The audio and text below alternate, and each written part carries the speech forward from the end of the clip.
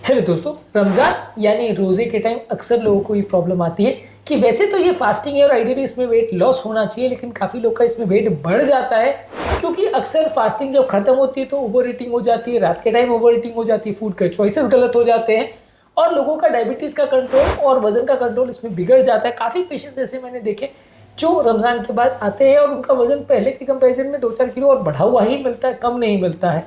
तो ऐसा क्यों होता है और बेसिकली क्या क्या चीज़ें वो कर सकते हैं ताकि उनका एक्सेसिव वेट गेन ना हो, इस पर हम बात करेंगे। ऑब्वियसली इसके होने का रीज़न तो सबसे कॉमनली यही है कि आप, क्योंकि आपको मन में ऐसा लगता है कि आपने फास्टिंग कर ली तो आप ओवर ईटिंग करते हो, ज़्यादा तेल वाली चीज़ें, ज़्यादा फ्राइड चीज़ें, ज़्यादा शुगर वाली चीज़ें आप खाते हो, इससे वजन बढ़ता है। तो क्या क्या फूड ऑप्शन इस पर आपको ध्यान देने की ज़रूरत है ताकि आपका वजन ना बढ़े, आज उन पर फोकस करेंगे। टॉपिक पे जाने से पहले जो लोग हमारे चैनल पर नए हैं उन्हें रिक्वेस्ट करूँगा कि चैनल को सब्सक्राइब करें, वीडियो को लाइक करें, शेयर करें, फॉलो करें, कमेंट करें, पूरा देखें। टॉपिक इंपॉर्टेंट है, इसे एंड तक देखिएगा। चलिए शुरू करते हैं।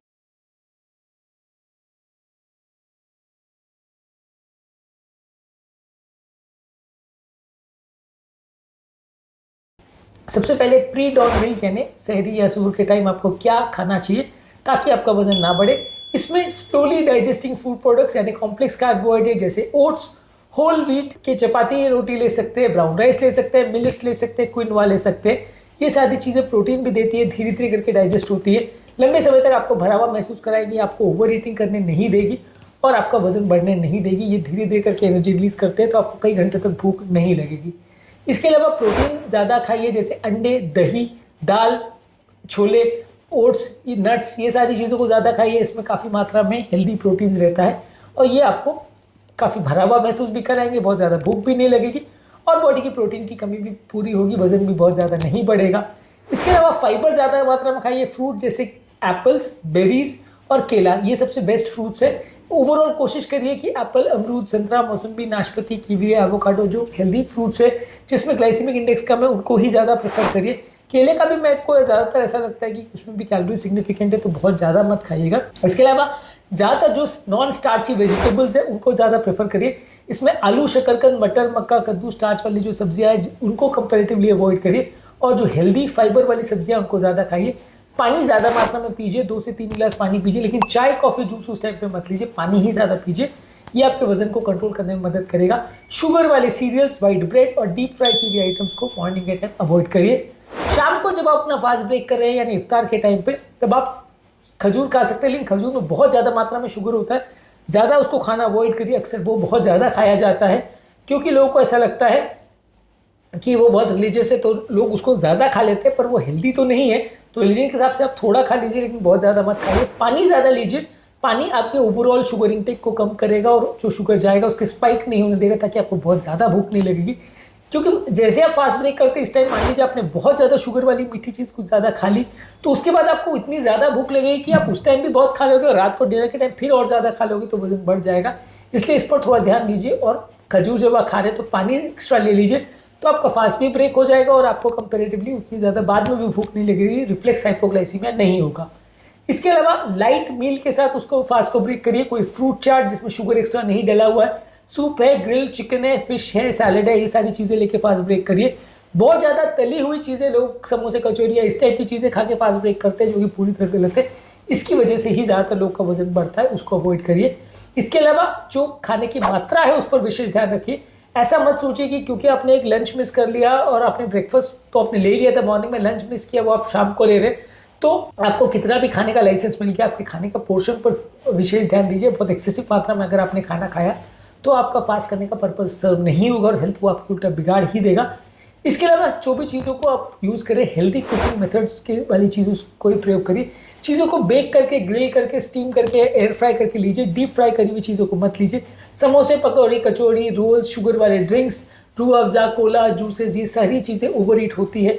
इसी टाइम पे आपको ज़्यादा कैलोरीज बॉडी में चली जाती है, रिफ्लेक्स उसकी वजह से और ज़्यादा भूख लगती है, आप पूरी रात खाते ही चले जाते हो जिसकी वजह से लोगों का वजन बढ़ता है। ये सारी चीज़ों को अवॉइड करना है, हेल्दी फूड ऑप्शन रखने, तो आपकी भूख बेटर वे में कंट्रोल होगी। इसके अलावा ज़्यादा मात्रा में पानी पीजिए। टोटल इफ्तार से सुहूर के बीच में या सहरी के बीच में लगभग 8 से 10 ग्लास पानी आपको पीना है। नारियल पानी, नींबू पानी या मट्ठा भी ले सकते हैं जो कंपेरेटिवली लो कैलोरी ड्रिंक्स है।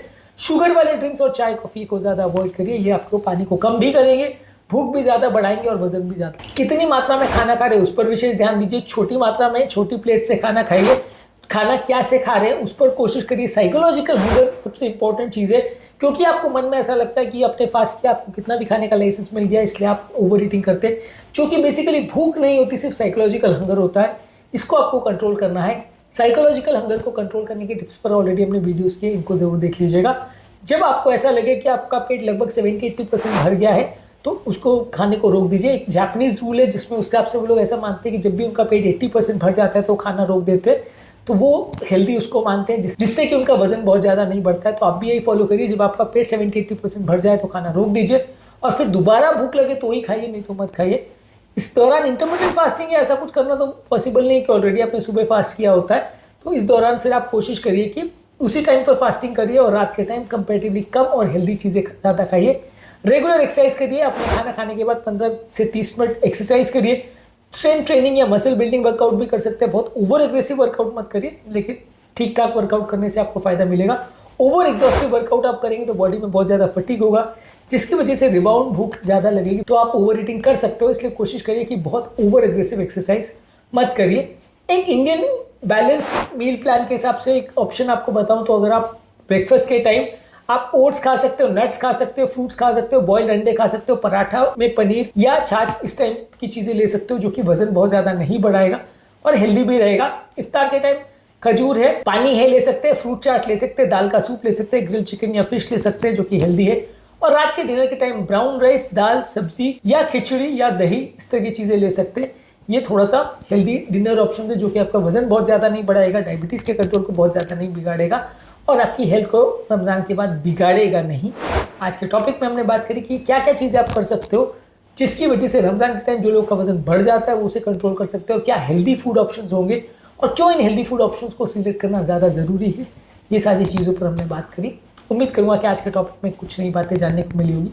रमज़ान पे फूड चॉइसेस पर और अलग अलग रिलीजियस फास्टिंग्स पर क्या क्या फूड चॉइसेस होते हैं उस पर हमने ऑलरेडी काफ़ी सारे वीडियोस किए, इनको ज़रूर देख लीजिएगा। उम्मीद करूँगा कि आज के टॉपिक में कुछ नई बातें जानने को मिली होगी। जो लोग हमारे चैनल पर नए हैं उन्हें रिक्वेस्ट करूँगा कि चैनल को सब्सक्राइब करें, वीडियोस को लाइक करें, शेयर करें, फॉलो करें, कमेंट करें पूरा।